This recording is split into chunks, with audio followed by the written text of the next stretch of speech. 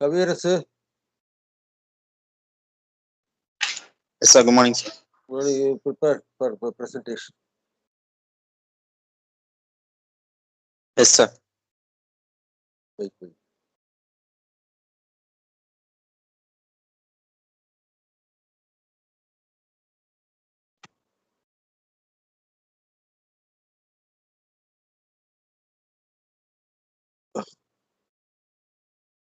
Share the slides.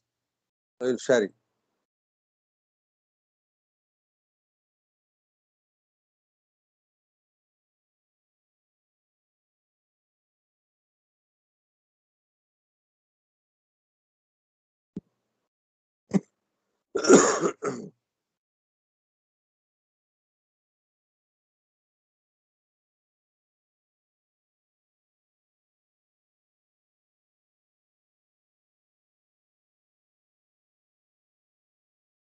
Okay,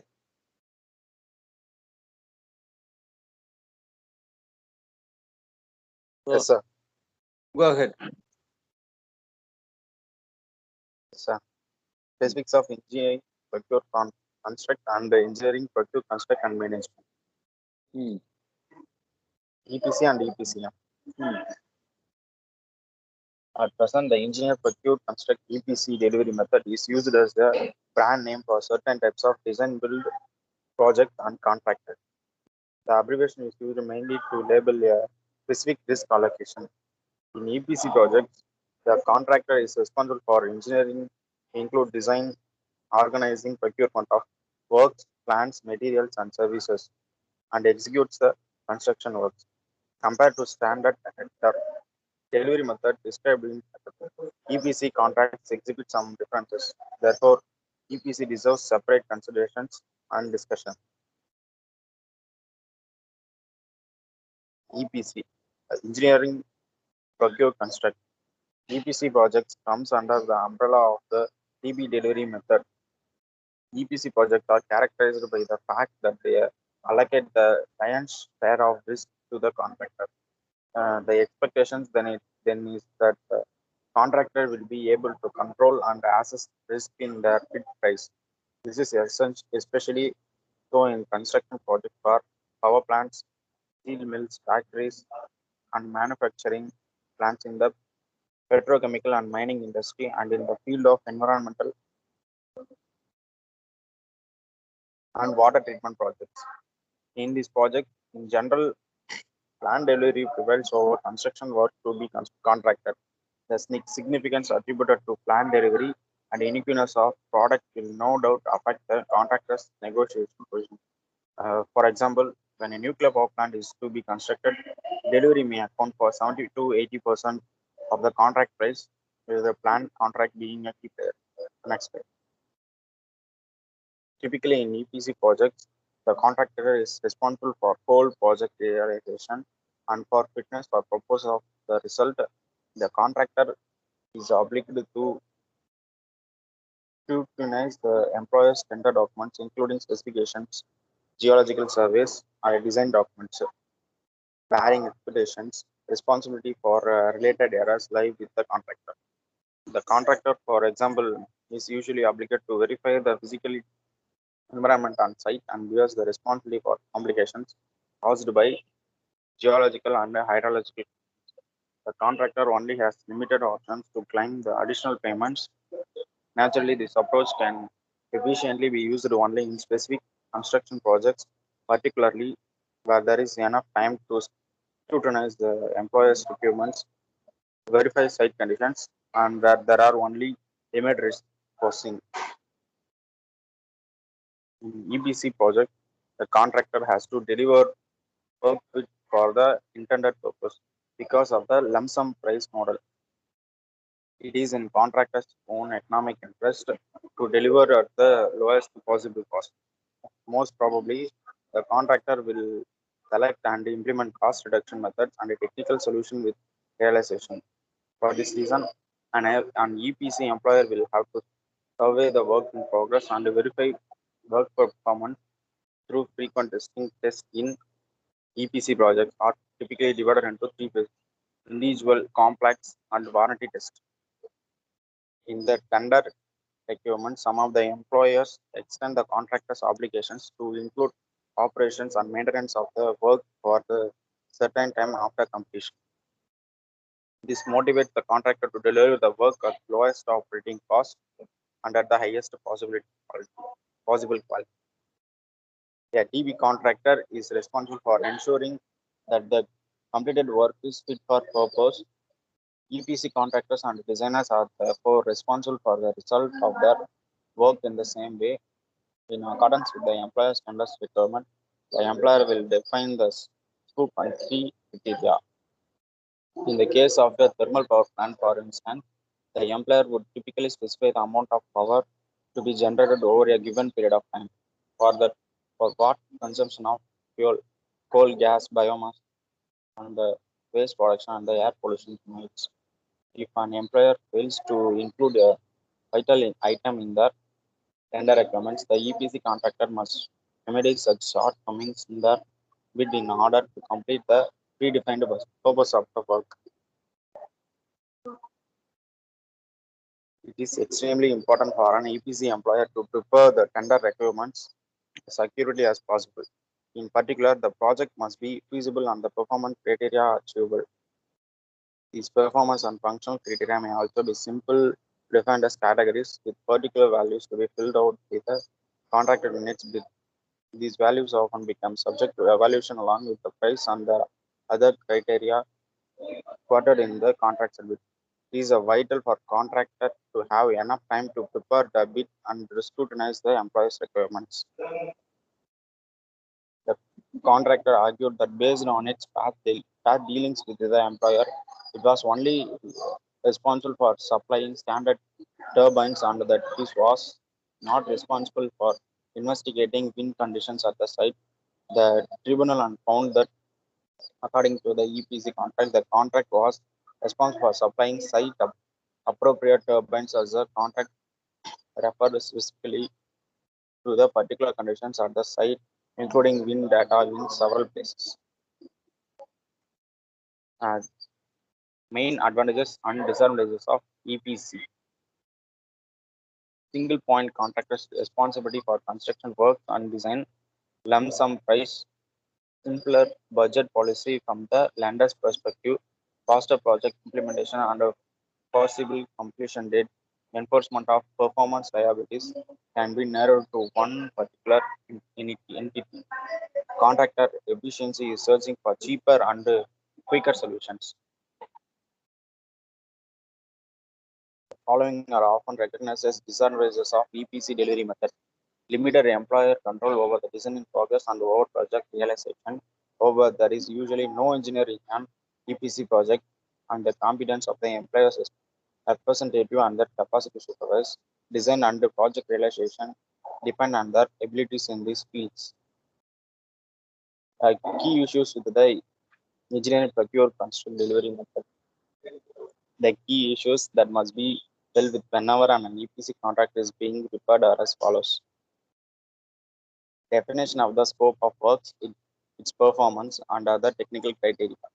A contract administration approach, allowance for claims for additional payments or extension of time for completion. Responsibility for obtaining the respective permits and licenses. Variation procedures, tests, and take-in over procedures. The next one is EPCM. This engineer procure construction management. From the contractor's point of view, the purpose of EPCM is to provide services over and above delivery of construction works or plans. The cursory examination is enough to reveal the EPCM projects fall under the category of CM delivery methods. The CM contract, being a professional service agreement, can be considered a variant of an agency agreement. The main difference between EPCM and the standard CM model is that EPCM contractor will also provide design and other engineering activities in their own respective capacities.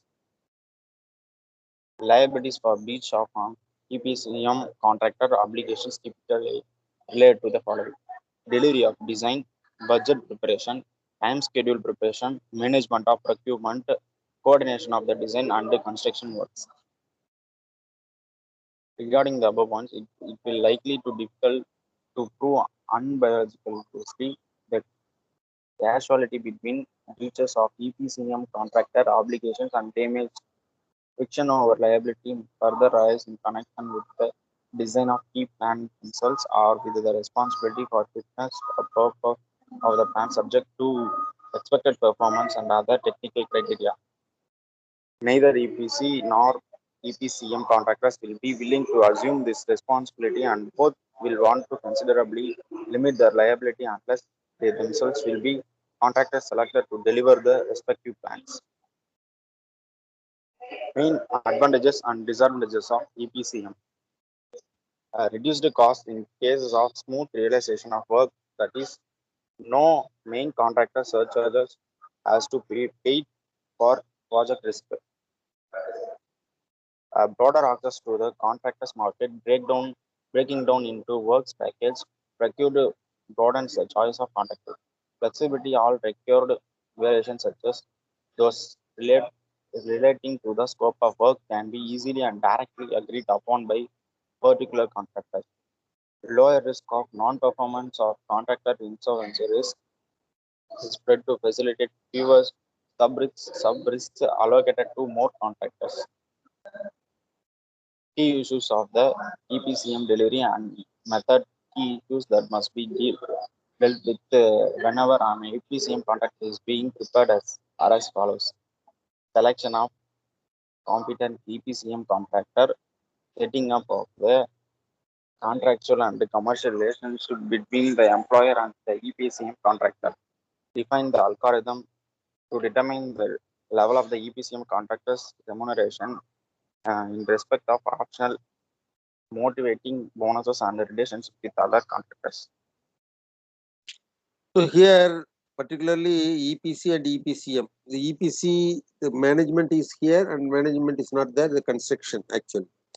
So the name implies that you have to do the design aspect and you have to do all the document preparation and part of the procurement and the execution, all the parts which comes under the engineering, procurement, construction.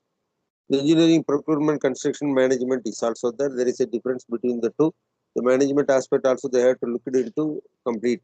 So you must know the terms of the EPC and EPCM. That is the delivery method.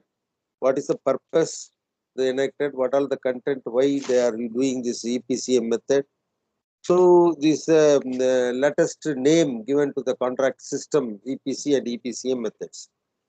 So from this, the particular contract system, starting from that small tender document, content of the tender document, and the what is the national competitive bidding tender document, what are the classes available in the tender document, and what is the evaluation process, and what are the common delivery methods in which the contracting system is to be adopted. Generally, we will say that yesterday also I told that what is the tender type of tender or type of contracts, the cost plus percentage item rate contract, lump sum contract, like that. And also it is a broad way we will give that flow chart also there for the particular item, the EPC and the separated turnkey, whatever the things the heading is available, accordingly you have to subdivide it into the segment and you have to mention all the system of tender procedures. And after that, the international standard document, what is the unification of the central document? Each and every country is adopting the tender document in such a way that is also to be looked into. And the FIDIC system of tender document is the standard form is available. All the country are using the FIDIC system of tender document. And national NCB, National Competitive Bidding by World Bank, Asian Development Bank, they are having their own system and they are having the model document is also available according to the particular work. Then and there it will change the particular work, it will change that tender document also. So the EPCM saw that. Next we will go to that topic. What is it? Next person.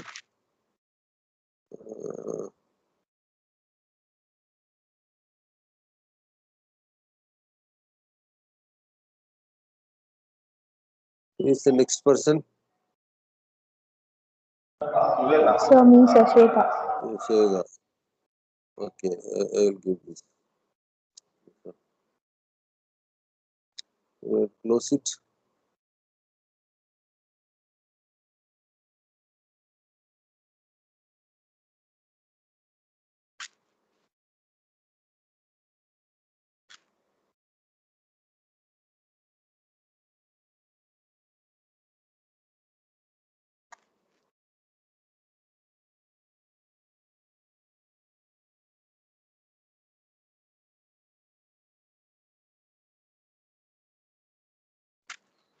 Friends,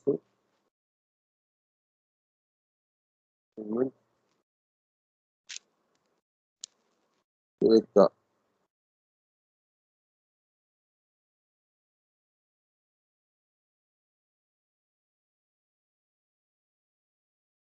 So you are prepared that claim management aspect. Am I correct?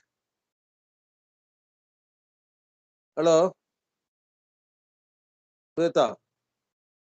Yes, sir. You are not prepared that what is meant by claim.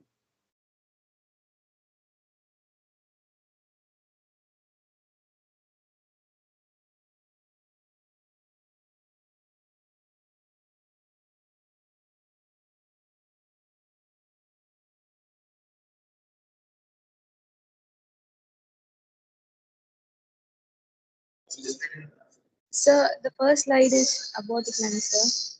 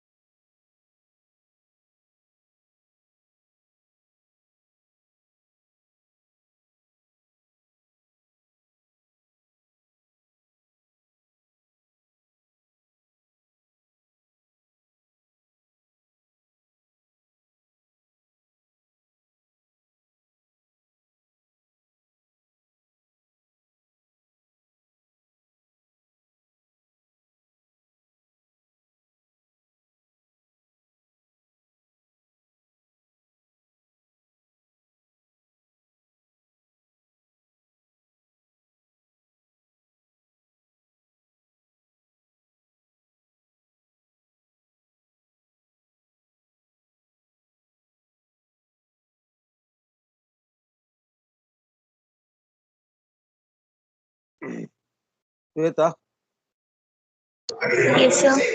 you prepared that claim management, the second chapter. Am I correct? 10th chapter, sir. Huh? 10th chapter. 10th. So I will see that one. Wait a minute.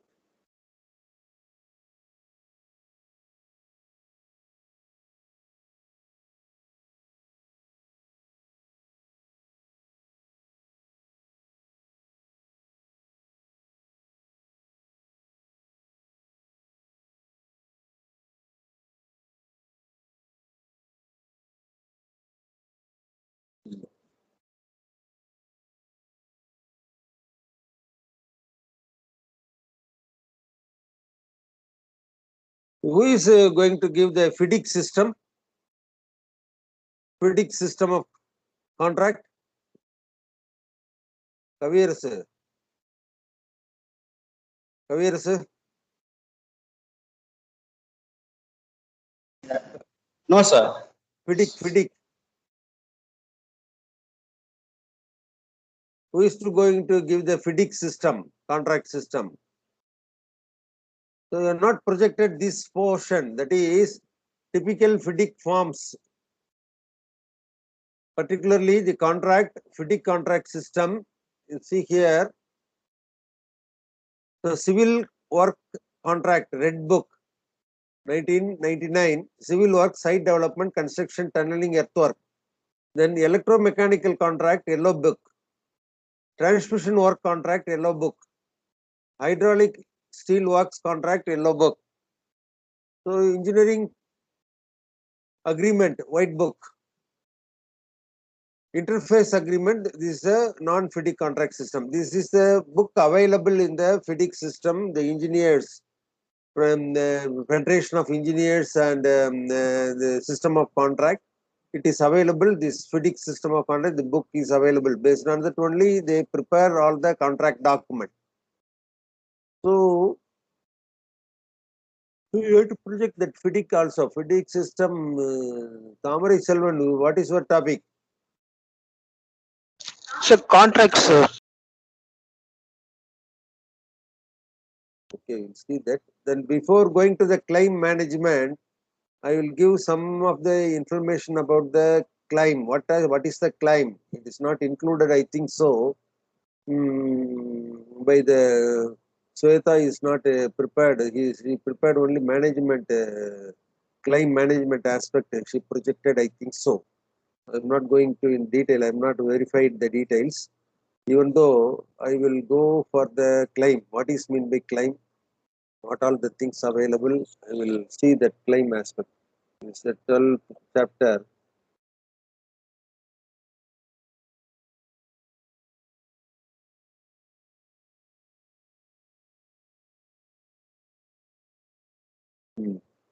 Claim management 10th. Giving that claim means you have to prepare both.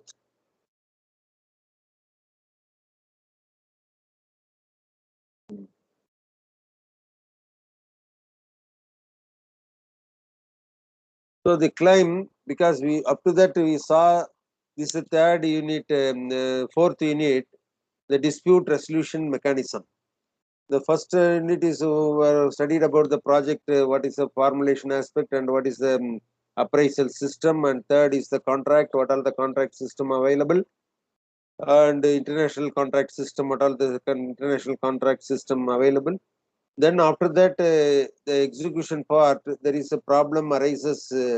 When it is a problem arises, it is to be resolved by arbitration, adjudication, like that.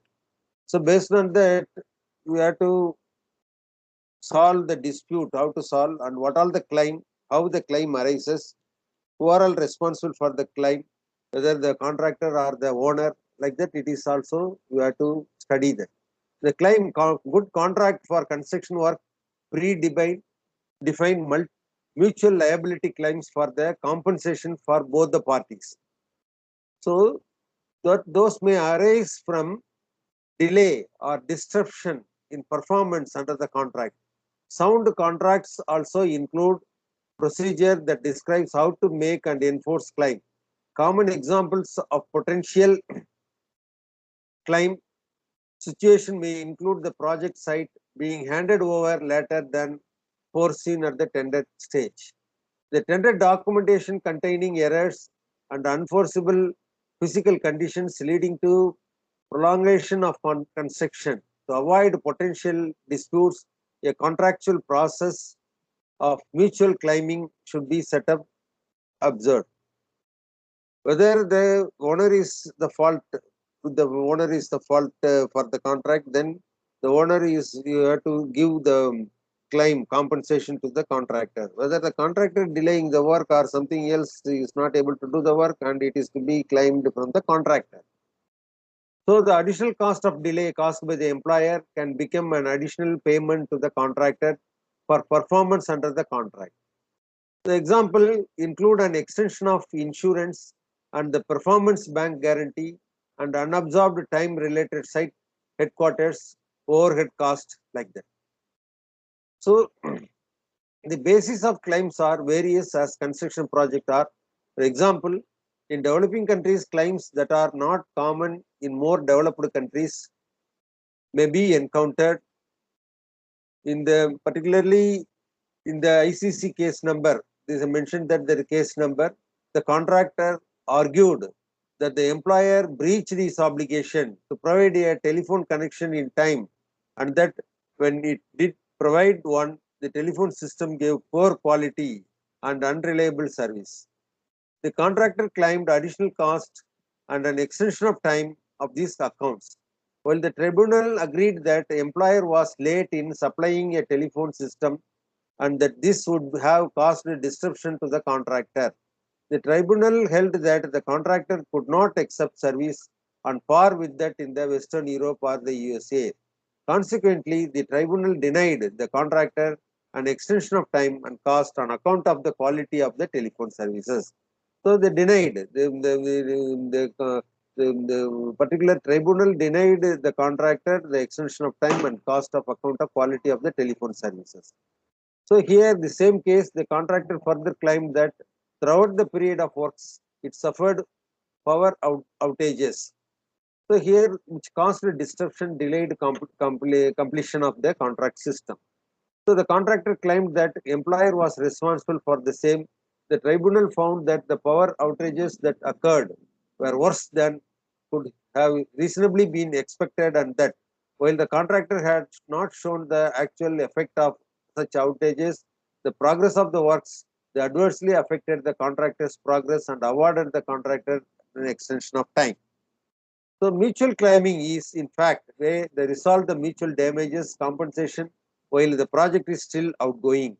A contractually prescribed assessment is used to claim it, estimate the cost. The contractors and the employer notify the claim to the contract administration, to the engineer as per FIDIC, or to each of their further handling of them. Ideally, these claims should be quantified, submitted, and invoiced on an outgoing monthly basis. The method of quantification should be described, contract agreement by the parties. So this is the claim. Claim in the sense, who are the party damaging the system of contract, whether it is the owner or the contractor. So it is the claim, it is to be addressed by the legal authorities, and whether the claim is okay or not, then they will final order will be passed by the particular team of judges and engineers like that. So this is a kind of thing available. The claim is the important thing for the particularly developed countries. They are claiming in a nutshell. They will claim what all the things happened in the during the contract system. So from this, the claim aspect, we have to do what all the causes and what is the method they are claiming the bill like that. So claim cost deficiencies in tender document by James Bremen. The major construction project in the emerging markets are driven by the public sector. You know the public sector, private sector, already you know about that. Those procurement processes are governed by procurement rules, which are very often have a two-stage process, technical qualification followed by commercial, that is price evaluation. Far too often, the technical qualification phase is at lower level, if the result to tenders are awarded to the lowest priced bidder. Who technical qualification are questionable, bidders contracts are well aware of the game and accordingly approach the pricing job with the knowledge that very often profitably of the contract will depend upon their ability to bring claim under this, have priced their bids leanly as possible. So whenever you are watching and we are evaluating the process, although finally you have to give the lowest tender rate only you have to give, but the qualification, personal qualification will be fulfilled. Contractors claim under FDIC norms. So here the categories are two categories. One, those listed in the contract, the forcible events with corresponding articles in the contract. It is easy to understand the particular things. The other connected with the contract. So this listed in the document and the other is connected with the contract. Claim for extension of time for completion are defined especially as subclasses 8.4, 8.5.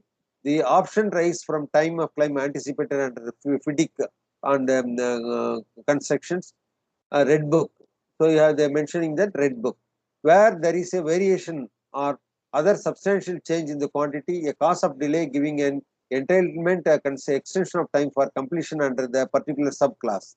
The exceptionally adverse climate conditions, unforeseen shortage of personnel or goods caused by the epidemic or government actions or any delay caused by employer or authorities, meaning public administration authorities.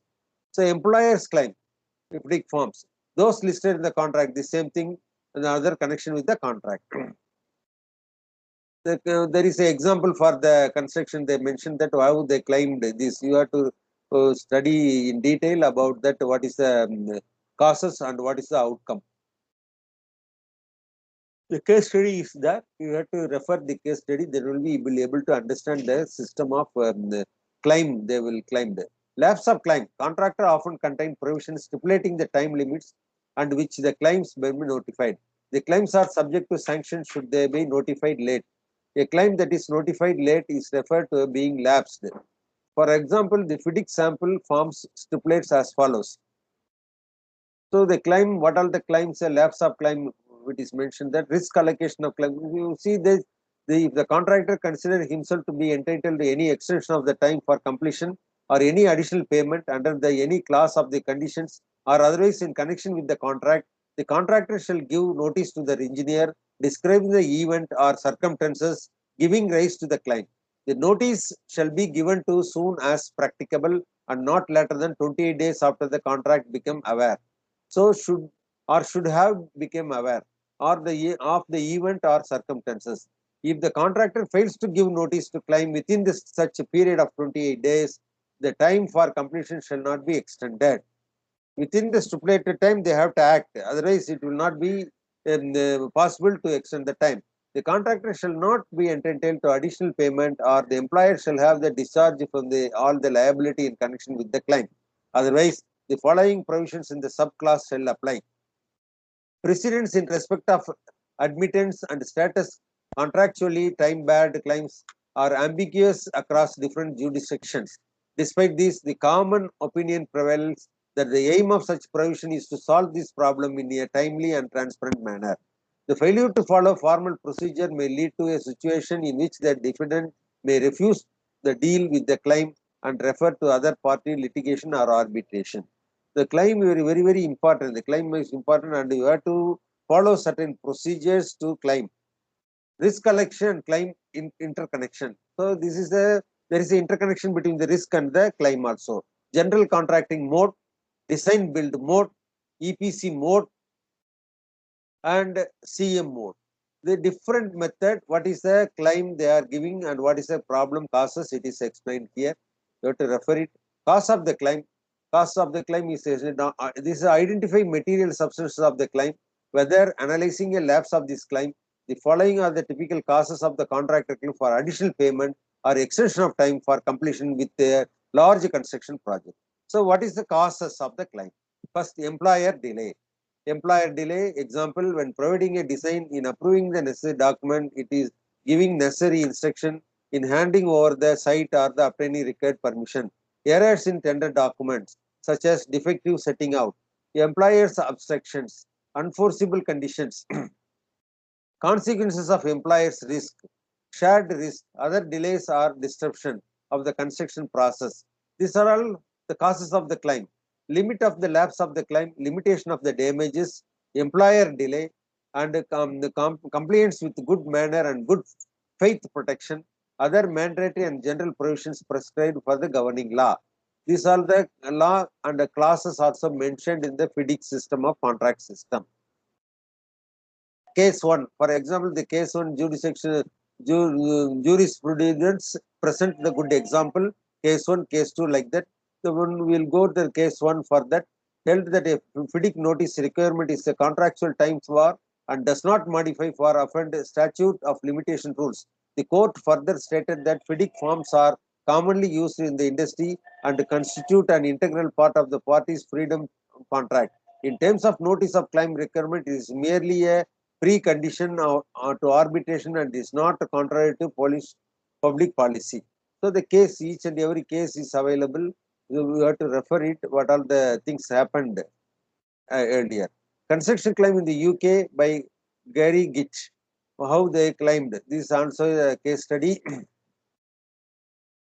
And evaluation of particular lapse of claim. Every individual lapse of claim must be evaluated as a separate case in respect of the delivery method and related risk allocation, material substance of the claim and the limits imposed by the government governing law.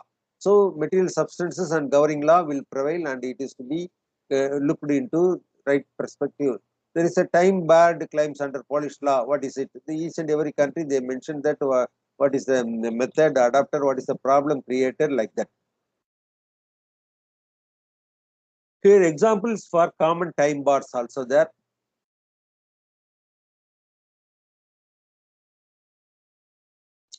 Then the particular governing law will strongly influence time bar related issues. It is therefore very interesting to compare the opinions of the lawyer from different countries. So this the website is also available, arbitration review. So you have to verify it and you have to find it out all the documents. How do contractual provisions that bar claims? What is the scope of bringing claim outside the written terms? So this is the method. They have to give the details about that and you have to refer the detail. The respondent thus Brazil, England, so each and every country, France, Germany, how the provisions are effective, everything is explained here. So this is the method. This general outline view of the claim is there is a responsibility of the owner and the contractor. The owner is delay some other work. Initially he will not able to hand it over the site to the authority in time. That is also delay in causes of the contractor. Then the contractor will claim for that. So what are the problems created by the individual in terms of owner or the contractor, then they are empowered to claim the compensation. That is called claim. So with this, we are having the overall view of the claim and we will go to the claim management, how to carry out the claim management. And Sweta, you have to present it right now. Claim management. Claim management. In construction project, it is very important to solve problems that can influence price or time for completion as soon as they are encountered. While all equipment, human resource, and witness are still on the site, the negative consequences of the specific hazards are allocated in the form of risk to the parties by contract. If a risk is allocated to one party, the other party may usually claim additional payment or extensions of time after such risk is realized. The claim management is the most general sense created by being able to identify, document, and quantify a claim. It is strongly recommended to commence claim preparation and administration for a day one, that is from receipt of the tender invitation by the contract. There are three types of the contractor claims, that is extension of time, EOT, additional payment, extension of time and additional payment. On the solution overview for claim management, these are four types. First one is the customer portal, accounting, claim management, and the mobility of the road staff and ascensors. Claim for extension of time. In some situation, the contractor can claim extension of time for the completion. Uh, it is in fact a defense against contractual penalty or delay, damages felt by the employers under form of risk sharing in some of the situations such as extremely adverse weather. The position of the SCL protocol on the purpose of extension of the time, that is the benefits to the contractor, is only to reveal them on the liability for damages for a delay for any period prior to the extended contract completion date.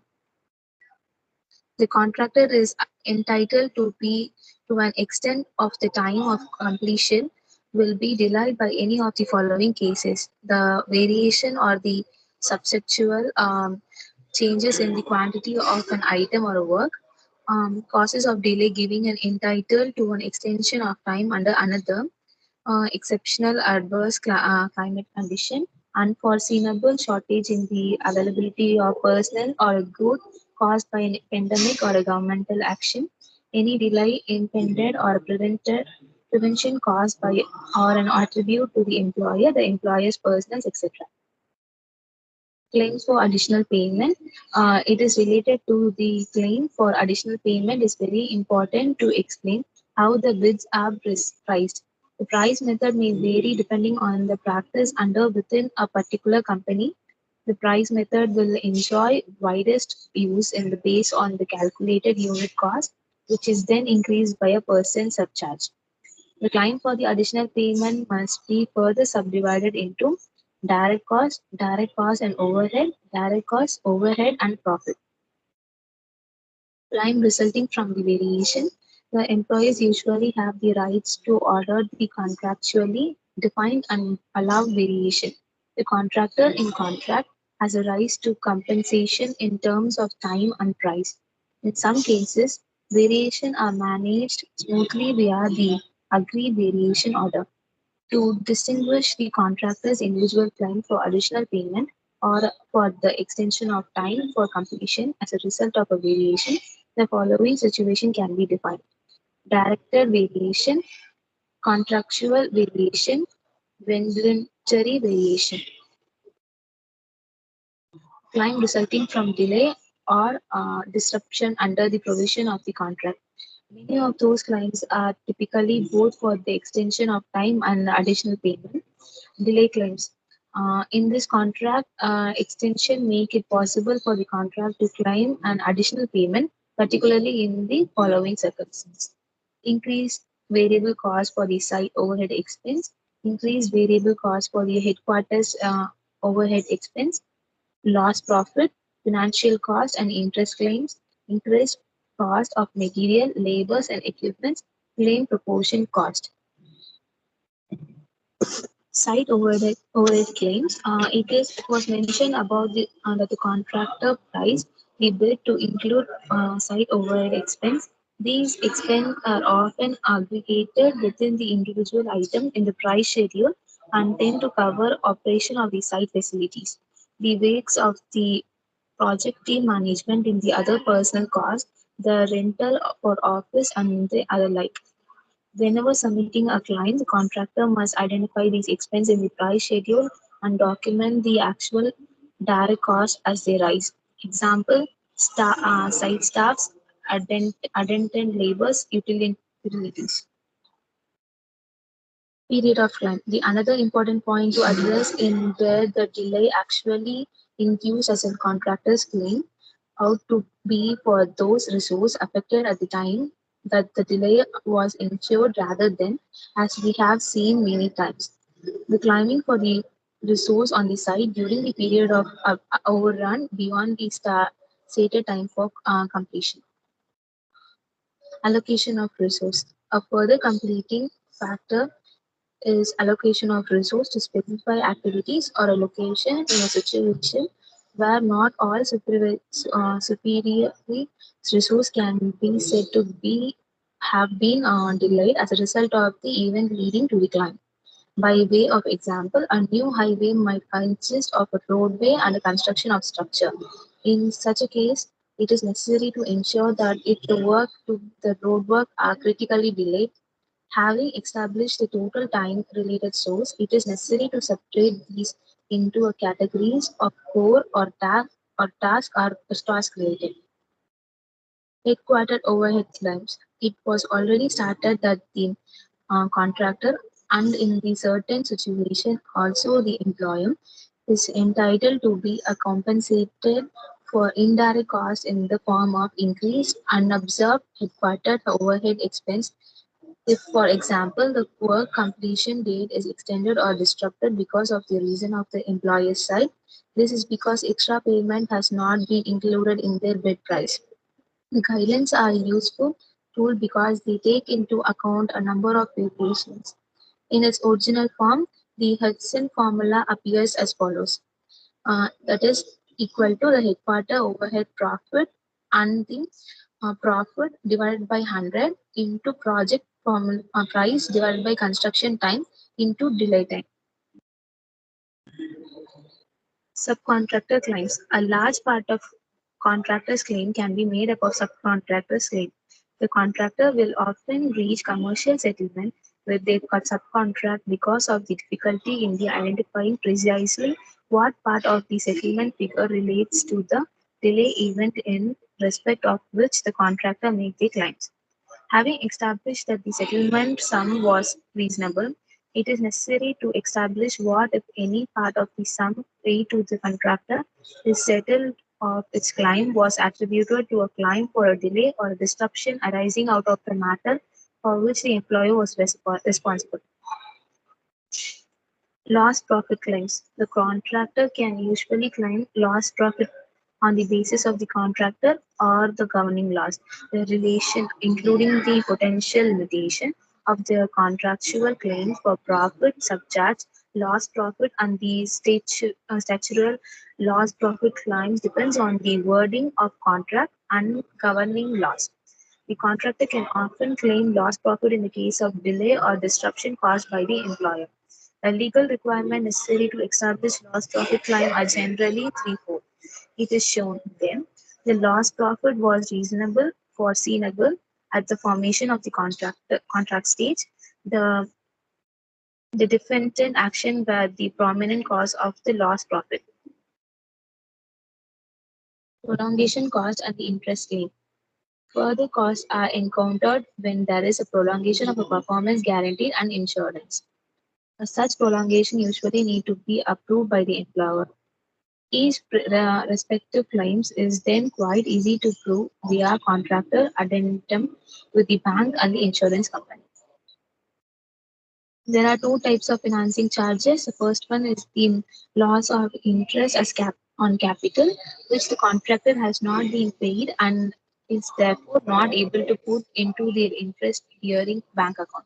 The second type is the interest incurred by the contractor on the overdraft charges arising from the use of the contract's own money to finance work.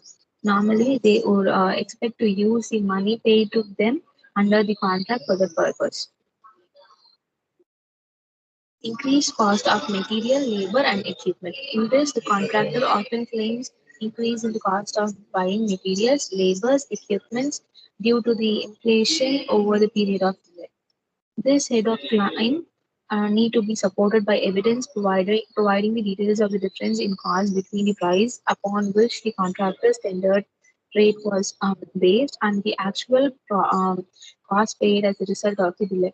Alternatively, such claims can be supported by the use of published indices. The success of such claims is highly dependent upon the governing laws and the local method of disrupt solution. The solution. The claim resulting from governing laws. The claim resulting from the governing laws are included, for example, like FIDFC form under claim made otherwise in connection with the contract. There is no reason to prevent either the contractor or the employer from making a claim for breach of either a contractual or a tortious duty if the contractor does not stipulate otherwise. If the engineer receives such a claim, they would treat it in the same way as the other claim using similar principle mentioned above and take into account the option and the restriction given in the governing laws. Global claim. A global claim is one whereby an aggregated loss or period of time is based on the group of individual branches or events without attempting to prove the individual impact of each branch or event. But the claim is one for the money rather than time. Such claims are often referred to as the total cost claim, reflected reflecting the fact that they are often appear simply from the contractor's total cost for the project less than the amount paid to the date by the employer. One of the most forceful way in which a global claim can be undetermined is to show that there are the other causes for the loss claimed by the contractor. Intercultural aspects. The claim management cannot exist in an isolated isolation of intercultural aspects. As a claim process is quite a strict system, it can create problem in some cultural backgrounds if the proper tactic and the diplomacy are not employed. In developed countries, such formalized procedures have been used for a prolonged period of time, and construction project participants are used to them. In such developed countries, where climate management is a new concept, they may be problematic to implement. Climate management implementation. In countries in Central and the Eastern Europe, went through significant changes after 1990s. Democracy brought changes in the economic system, and with these come new laws. These changes created a lot of opportunities and threats that had not been encountered before. After 1990, the construction market increased both within the building construction and the civil engineering. The market share, turnover, and the profit of the construction company have been steadily increasing without major disruption. Employers' claim management under FIDIC form. Under 1999, FIDIC form employer claim management mainly requires proper record keeping, the duty to notice in uh, accordance with the notice shall be given as soon as participle after the employer became aware of the event or circumstance giving rise to the claim, and a proper qualification and documentation of the claim. More generally, the employer's claim management also provides protection against contractor claim or against a claim that other construction project participation may lodge.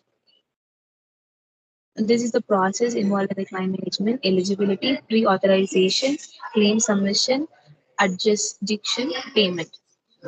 Adjudication.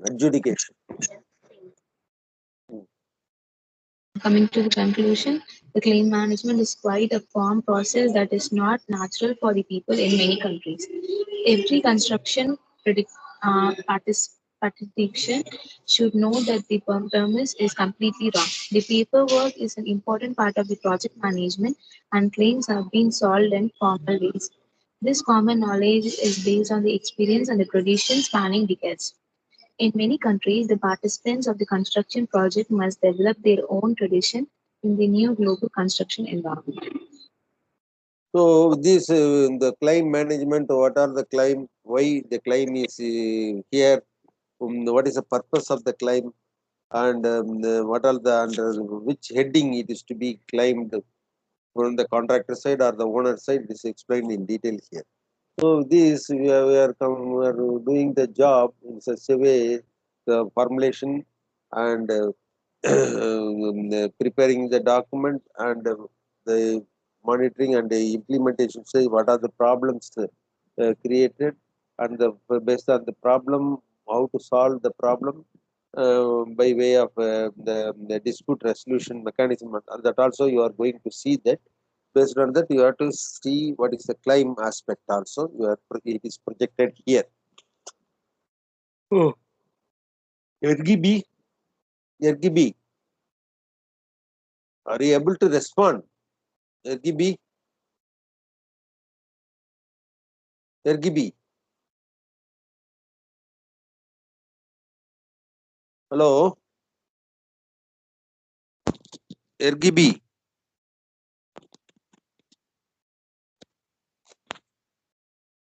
Ergibi is there here, but he is not able to respond and not able to talk. Why? So whether she is attending the class regularly or not, I don't know. Mikias is also not there. What happened, Mikias? I don't know.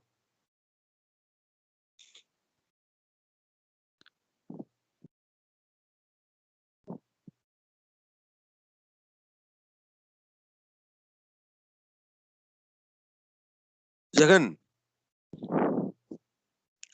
Jagan, Sir, what do you feel that the subject it is a lengthy one?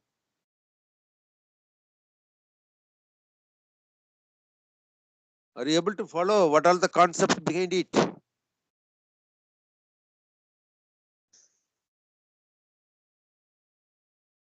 Jagan, yes, sir. Kaviyarasu, Kaviyarasu, Yes, sir. are you having the overall idea about this? What is the subject we are dealing now, right now? Yes, sir. Are you already aware of the contract system already?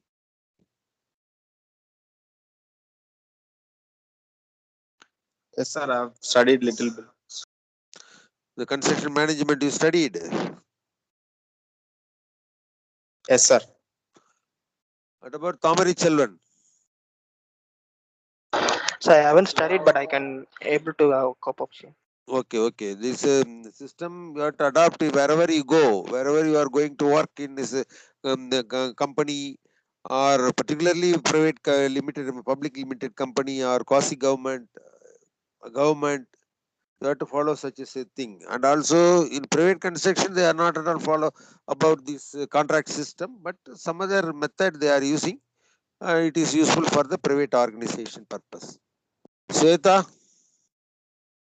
Sweta, Yes, sir. Yes, sir. already you aware of this contract system. Yes, sir. Studied in construction management. Hmm. Kritika, Kritika, Yes, Kritika. sir. So this contract management, this office work you have to do. The planning department, it is necessary to look into the details, the procurement aspect. So the basic idea you must know, then only you will be able to work in the field, and routine work. It is a routine official work. You have to collect the information, process it, and evaluation and monitoring like that. So quite interesting job for someone else. Some other person not interested, they will look into the execution part. It is available. There are lot of courses is available to improve your skill and knowledge. Then only we will cope up with this in the particular public limited company like that. So a lot of World Bank, Asian Development Bank, all the things they are following some procurement method, and based on the method only they are executing the project for the procurement aspect. Okay, we'll complete this class today. Tomorrow we will continue, and almost we will come to the end of the fifth sum chapter, and a lot of things is available in fourth unit also. So we will have the arbitration process, international arbitration, and what institutions, and what is the mechanism adopted for the arbitration, and we will come to the end of the fourth unit. Then we will go to the infrastructure facilities. What is the infrastructure facilities available in our country? Like that, you have to see the triple P mode of contract system. Ergibi, are you able to respond here? Hello. Hello, are you attending the classes regularly? Hello, sir. Are you attending the classes regularly? I've missed some few, sir. Yes, yesterday also you are not attended my class, I think so. Yesterday Yes. first hour. What happened to you? Whether you are planning to come over to India? I'll be arriving on Monday, sir. Monday, okay. Very good, okay. So I gave some work to you, the PPT, you have to prepare that also. Okay, sir. It is there in the folder and the book is available in the PDF form. The PDF one, 2 slide I have prepared for 2 slides. You have to prepare accordingly. The first one, international contract system. The initial, the book available, the page is available. You have to convert it into the PPT by copy and paste the lines, Arial 20 font and 1.5 spacing. Okay. Okay, sir. So we will end the meeting today.